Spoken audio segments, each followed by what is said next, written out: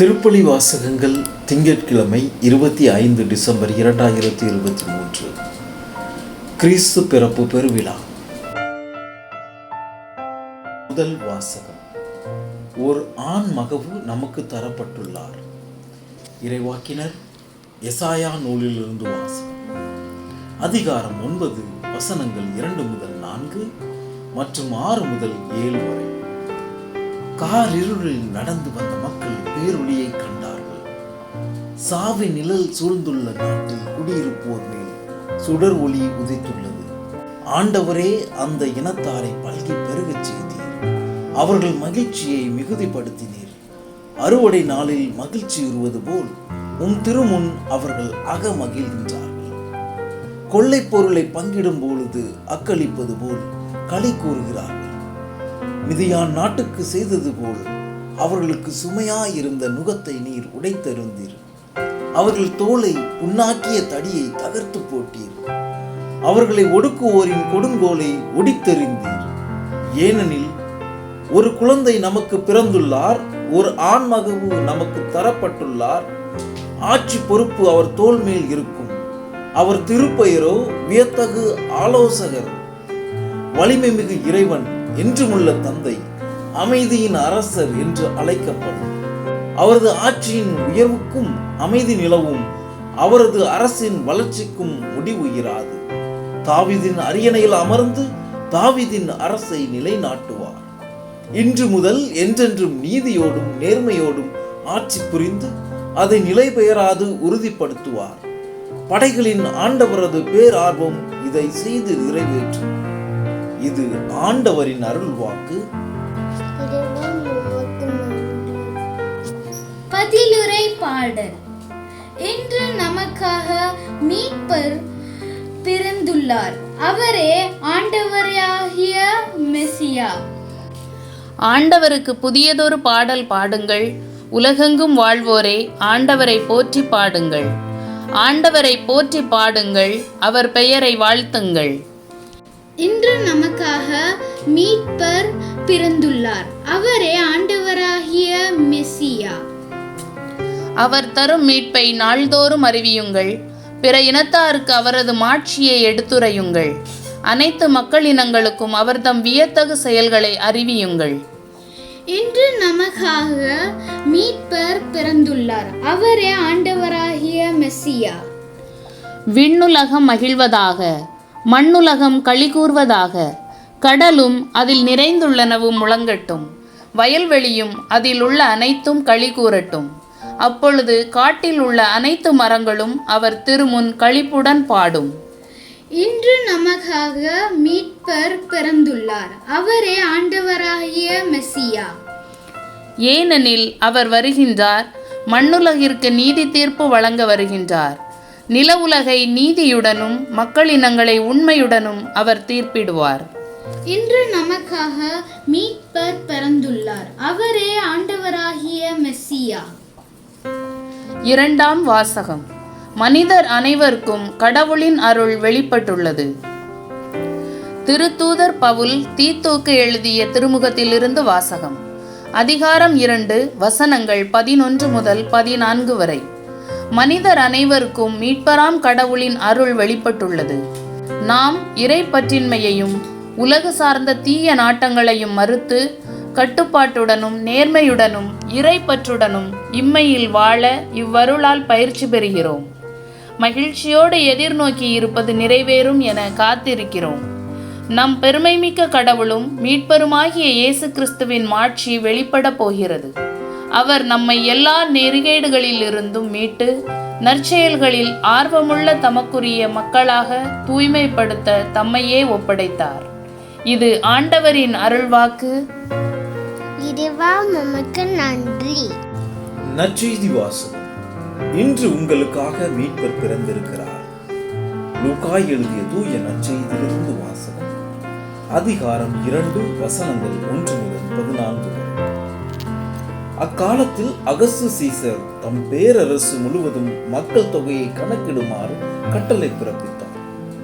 அதன்படி சிறிய நாட்டில் குரேனியு என்பவர் ஆளுநராய் இருந்தபோது முதன்முறையாக மக்கள் தொகை கணக்கிடப்பட்டது. தம் பெயரை பதிவு செய்ய அனைவரும் அவரவர் ஊருக்கு சென்றனர். தாவீதின் வழிமரபினரான யோசேப்பும் தமக்கு மன ஒப்பந்தமான மரியாவோடு பெயரை பதிவு செய்ய கலிலேயாவில் உள்ள நாசரேத்து ஊரிலிருந்து யூதேயாவில் உள்ள பெத்லகேம் என்ற தாவீதின் ஊருக்கு சென்றார். மரியா கருவுற்றிருந்தார். அவர்கள் அங்கு இருந்த பொழுது மரியாவுக்கு பேறுகாலம் வந்தது. மரியா தம் தலைமகனை பெற்றெடுத்தார். விடுதியில் அவர்களுக்கு இடம் கிடைக்கவில்லை. எனவே பிள்ளையை துணிகளில் பொதிந்து தீவன தொட்டியில் கிடத்தினார். அப்பொழுது அப்பகுதியில் உள்ள வயல்வெளியில் இடையர்கள் தங்கி இரவெல்லாம் தங்கள் கிடையை காவல் காத்து கொண்டிருந்தார்கள். திடீரென்று ஆண்டவருடைய தூதர் அவர்கள் முன் வந்து நின்றபோது ஆண்டவரின் மாட்சி அவர்களை சுற்றி ஒளிர்ந்தது. மிகுந்த அச்சம் அவர்களை ஆட்கொண்டது. வானதூதர் அவர்களிடம், அஞ்சாதீர்கள், எல்லா மக்களுக்கும் பெரும் மகிழ்ச்சியூட்டும் நற்செய்தியை உங்களுக்கு அறிவிக்கின்றேன். இன்று ஆண்டவராகிய மெசியா என்னும் மீட்பர் உங்களுக்காக தாவீதின் ஊரில் பிறந்திருக்கிறார். குழந்தையை துணிகளில் சுற்றி தீவன தொட்டியில் கிடத்தி இருப்பதை காண்பீர்கள். இதுவே உங்களுக்கு அடையாளம் என்றார். உடனே விண்ணக தூதர் பேரணி அந்த தூதருடன் சேர்ந்து, உன்னதத்தில் கடவுளுக்கு மாட்சி உரித்தாகுக, உலகில் அவருக்கு உகந்தோருக்கு அமைதி உண்டாகுக என்று கடவுளை புகழ்ந்தது. இது கிறிஸ்து வழங்கும் நற்செய்தி. கிறிஸ்துவே உமக்கு புகழ். இயேசுவில் அன்புக்குரிய சகோதர சகோதரிகளே,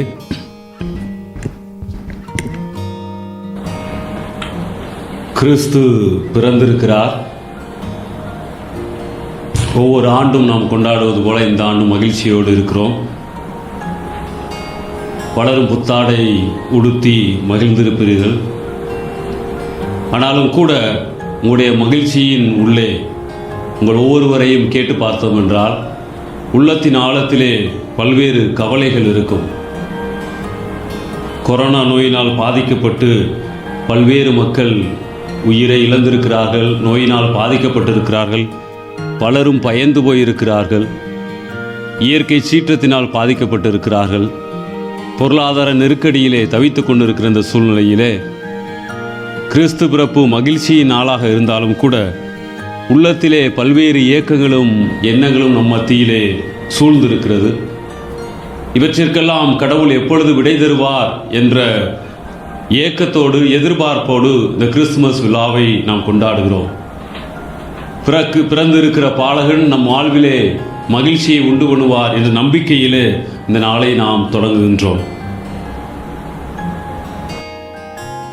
இந்த வேளையிலே இந்த கிறிஸ்து பிறப்பு நமக்கு ஒரு நிகழ்வாக இருக்கிறதா இல்லது நம்முடைய வாழ்வின் அனுபவமாக இருக்க போகிறதா என்று நாம் சிந்தித்து பார்த்தால் நலமாக இருக்கும் என்று நான் நினைக்கின்றேன்.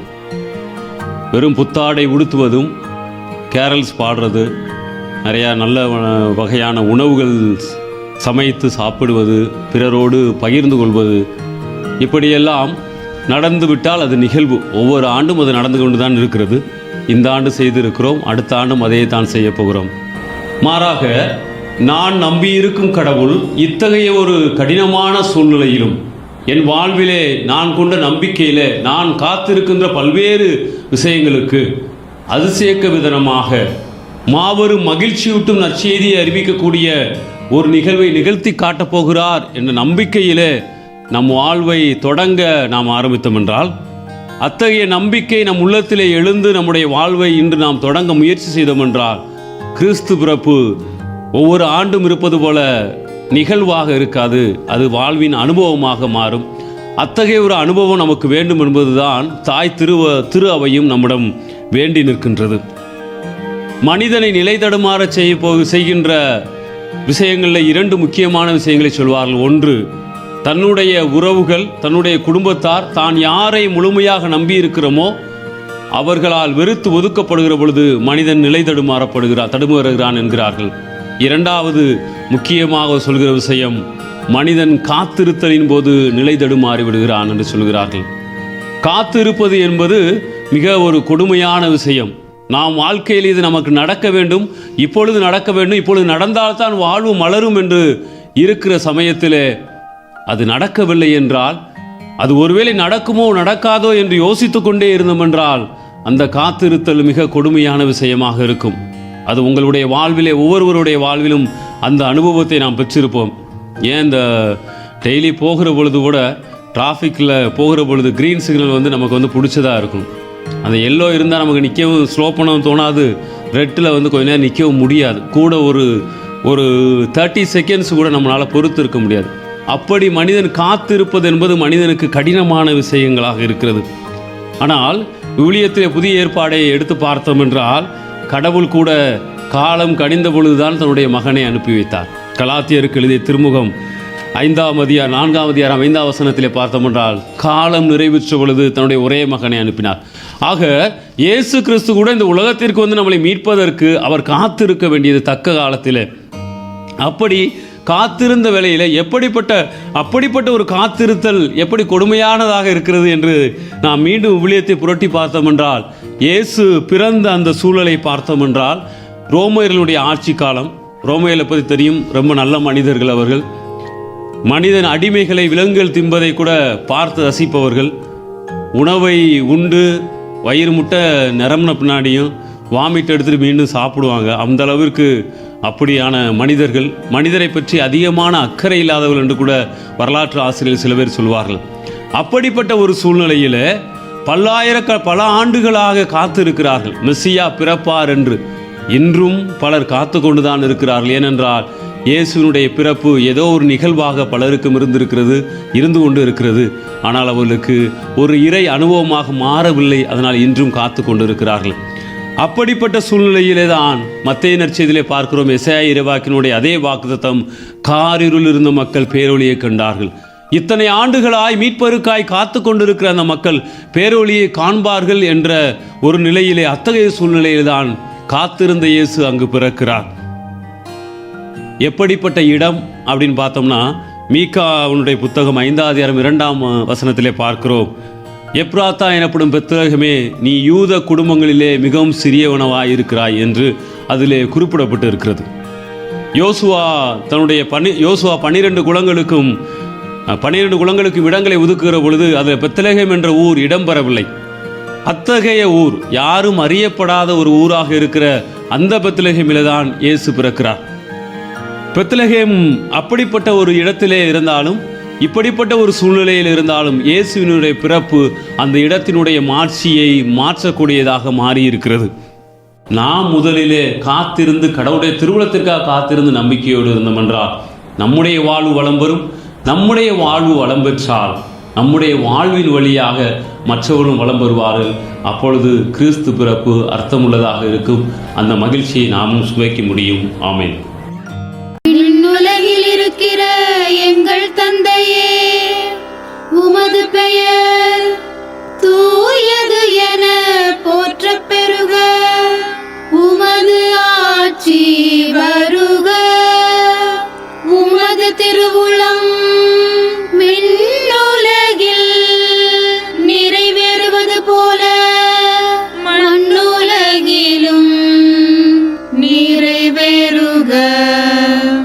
எங்கள் அன்றாட உணவை இன்று எங்களுக்கு தாரும். எங்களுக்கு எதிராக குற்றம் செய்வோரை நாங்கள் மன்னிப்பது போல எங்கள் குற்றங்களை மன்னியும். எங்களை சோதனைக்கு உட்படுத்தாதேயும், தீமையிலிருந்து எங்களை விடுவித்தருளும். மிகவும் இரக்கமுள்ள தாயே, உமது அடைக்கலமாக ஓடி வந்து உம்முடைய உதவி நன்மைகளை இறந்து உம்முடைய பரிந்துரையை கெஞ்சி கேட்ட ஒருவராகிலும் உம்மால் கைவிடப்பட்டார் என்று உலகில் சொல்ல கேள்விப்பட்டதில்லை என்பதை நினைத்தருளும். கண்ணியருடைய அரசியான கண்ணியே, தயையுள்ள தாயே, இத்தகைய நம்பிக்கையால் தூண்டப்பெற்று உம்முடைய திருவடியை அண்டி வருகிறேன்.